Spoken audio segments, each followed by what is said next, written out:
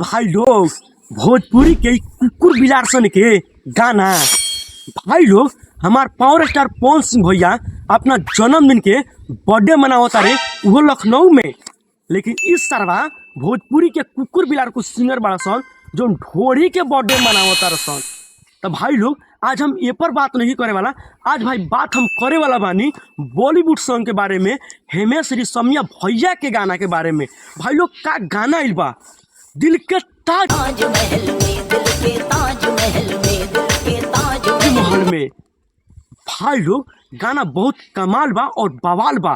भाई लोग इनमें जानता रहो लोग इतना ना जबरदस्त डायलॉग बा जो तहनी सुनबा लोग ना तो तहनियों का मियाँ एकदम मस्त हो जाए।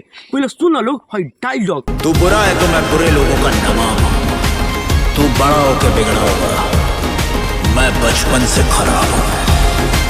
भाई लोग कुछ दिन पहले हिमेश रेशमिया यूट्यूब चैनल पर एक ट्रेलर आई रखा हुआ जो एक दिन में जानते रहे भाई लोग 30-40 मिलियन व्यूज, 30-40 मिलियन, अबे साले सॉरी भाई लोग 30-40 मिलियन व्यूज आई रखा।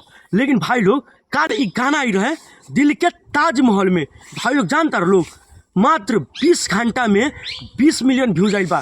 तो भाई लोग देख रहे लोग ना भोजपुरी और बॉलीवुड में का फर्क बा। भाई लोग इस सरवा बड़ा तो भोजपुरी के कुछ आंडू पांडू कुकुर बिलार सिंगर जवन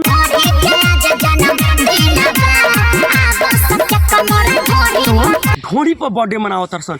लेकिन बॉलीवुड वाला भाई लोग दिल के ताजमहल गा के साफ एकदम चारों ओर तो हल्का मचैले वाला लोग।